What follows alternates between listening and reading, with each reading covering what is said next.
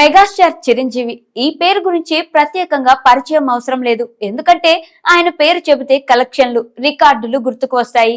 ఆయన పాట వింటున్నా చాలు మనకు తెలియకుండానే మన కాళ్ళు డాన్స్ వేస్తాయి.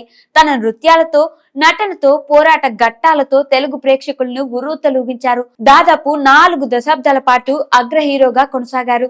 హీరోలంటే చిరంజీవి, బాలకృష్ణ, నాగార్జున, వెంకటేష్ ఈ నలుగురు మొదటి 4 స్థానాల్లో నిలిచేవారు. అటువంటి చిరంజీవి ఈ రోజు హీరోల జాబితాలో 9వ స్థానానికి పడిపోయారు.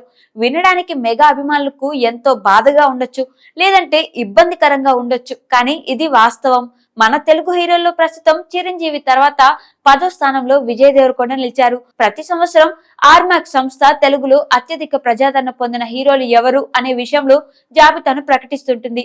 ఈ జాబితాలో తొలి స్థానాన్ని ప్రభాస్ దక్కించుకున్నారు. ఈ జాబితాను పక్కన పెడితే చిరంజీవి 9వ స్థానంలో నిలవడాన్ని అభిమానులు జీర్ణించుకోలేకపోతున్నారు. రాజకీయ పార్టీని స్థాపించిన తర్వాత కొన్ని సంవత్సరాలు సినిమాలకు దూరం జరిగారు. తర్వాత రెండో ఇన్నింగ్స్ ప్రారంభించి తొలి చిత్రంగా ఖైదీ నెంబర్ 150తో ప్రేక్షకుల ముందుకు వచ్చారు. ఆ తర్వాత సైరా నరసింహారెడ్డి, ఆచార్య, గాడ్ ఫాదర్, వాల్తేరు వీరయ్య, బోలా శంకర్ చిత్రాల్లో నటించారు. కేవలం ఈ సినిమాలో ఖైదీ నెంబర్ 150తో పాటు వాల్తేరు వీరయ్య ఈ రెండే విజయాన్ని నమోదు చేశాయి. మిగతావన్నీ దారుణమైన పరాజయాన్ని చవిచూశాయి. మొదటి నుంచి హీరోగా ఉండటం వల్ల ఆయన వయసుకు తగ్గ పాత్రలను ఎంచుకునే విషయంలో వెనకడుగు వేశారు. 68 సంవత్సరాల వయసులోనూ హీరోగానే చేస్తున్నారు, కానీ విభిన్నమైన కథల్ని ఎంచుకోకుండా మూస ధోరణిలో ముందుకు సాగుతున్నారు.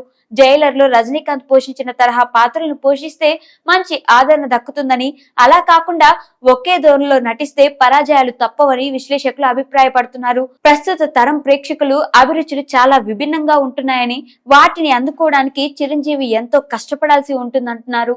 టాలీవుడ్ స్టార్ హీరో ప్రభాస్ బాహుబలి సినిమాతో పాన్ ఇండియా స్టార్ గా ముద్ర వేసుకున్నాడు. ప్రస్తుతం వరుస చిత్రాల్లో నటిస్తూ ఫుల్ బిజీగా ఉన్నాడు. ప్రశాంత్ నీల్ తో సలార్, నాగ్ అశ్విన్ తో కల్కి హిట్స్ కొట్టిన ప్రభాస్ మారుతి దర్శకత్వంలో రాజా డీలక్స్, సందీప్ వంగ డైరెక్షన్ లో సినిమాలు చేయబోతున్నారు. బాహుబలి సినిమాతో ఒక్కసారిగా పాన్ ఇండియా గుర్తింపు పొందిన ప్రభాస్ వరుస సినిమాలతో దూసుకుపోతూ ఇతర హీరోలను బీట్ చేస్తున్నాడు. తెలుగులోనే కాదు, బాలీవుడ్ లోనూ ఇతర హీరోలకు పోటీ చేస్తూ దట్ ఈస్ ప్రభాస్ అని నిరూపించుకుంటున్నాడు.